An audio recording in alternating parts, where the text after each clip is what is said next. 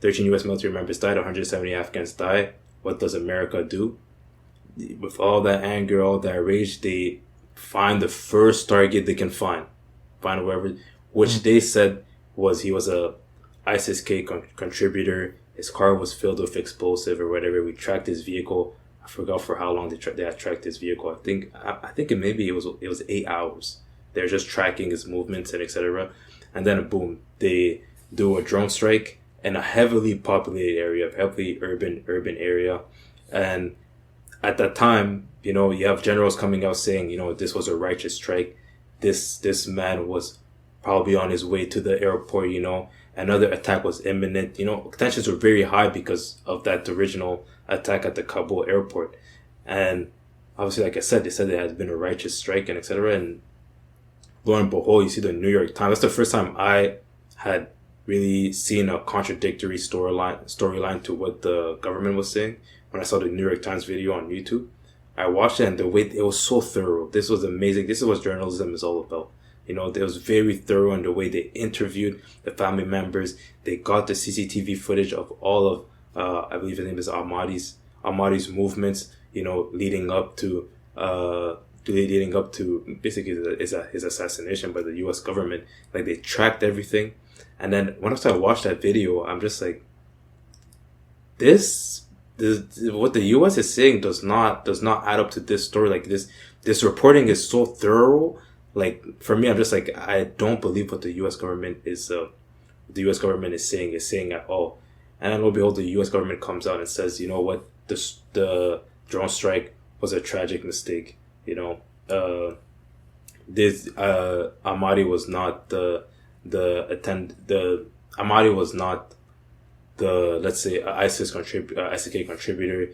We got it wrong and etc. And it's crazy because it's not only Ahmadi that died. Is 7 children. I believe his cousin also died. Like those are people that died because America was so hot headed in that moment, seeking to get revenge. However way, and now innocent civilians are dead, and you think about the fact that these are the, like, if you claim to want to fight counterinsurgency, these are the things that go against counterinsurgency. Because what do you think the feeling is of the family members of those people that you killed? Like Ahmadi's family had applied to come to the United States. They had applied to be evacuated as well. He worked for a humanitarian aid organization that was based out of the United States. You know, things like that happen, and you just look at, like, man, these things that you call tragic mistakes, they change the course of history for a lot of people, especially the family members of Ahmadi. But yeah, just seeing that story was very, very tough story to watch. And you think about the fact that what would have happened if the New York Times had not done that investigation. That's the first thing that comes to my mind. What would have happened if they didn't do that investigation? Also, other things come to mind is how many drone strikes over the years, and we'll get into it, but how many drone strikes over the years have killed innocent civilians? It does not start with the most recent drone strikes. And how many times has the United States covered it up, by saying, we hit our intended targets and etc. That was just a sad story, and sometimes it's really hard to kind of gauge and understand why, for example, some communities across countries like Afghanistan uh, support government or people like the Taliban. Like it's sometimes you just have to put you have to put yourself in their shoes. So imagine someone who's a humanitarian aid worker and who has a huge impact on your community is joint strike by the US. How are you going to feel about the United States? Like how's your community, your village, your town, whatever, is going to feel about the US? So sometimes those kind of things are not what are like in the minds of many people. And like to say that people to say that one does not support militarism does not mean that we should uh just take a big step back and let the world be a jungle. That does not mean that one supports isolationism, you know. Like there are ways that healthy countries, or like the government of healthy countries can help people abroad, in less developed countries, like it doesn't have to be, in a militaristic fashion, like, there are a lot of, like, poverty in across the world is a big issue, malaria is a big issue. Look at COVID vaccinations, like, that that is also a big issue, and those things highlight the inequalities between nations. But it feels like you know healthy nations are really motivated when it comes to campaigns of military campaigns, but not when it comes to really, like, humanitarian campaigns, like so you're left to wonder, what exactly are you trying to do? Are you really trying to build a better future for all people in Afghanistan, or are you trying to build uh, a future in Afghanistan where Afghanistan is a country that you can control, or you can have a lot of influence over, so um it's to say that, like, for example, that the war on terror has been a failure is not to say that, like, uh we should let terrorists just uh we should just let terrorists unpunished or whatever, like, one of the quote that really uh, disturbed me from Joe Biden. I don't know if I can recall it completely, but when he was talking about um, the the people who the terrorists who did that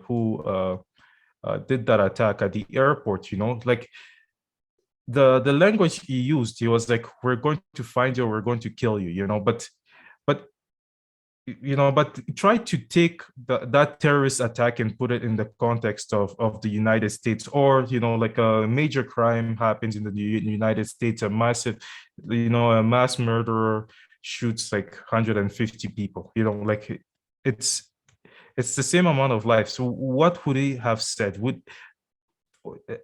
Do you think he would have gone out there if he was an American citizen and said, "I'm going to find you and kill you"? That's not the type of language we use in our own society. So why are we using it when it comes to folks abroad?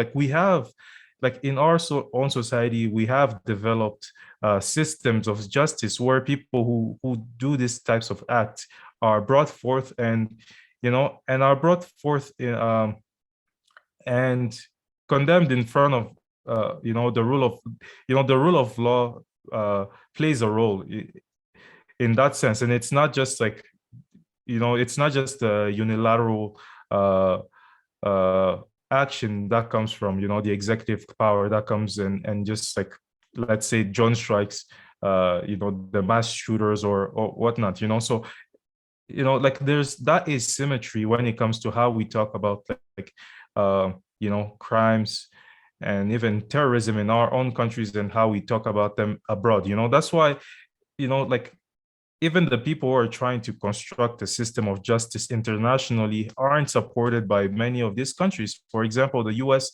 does not allow its military leaders to be judged in front of the International Court of Justice.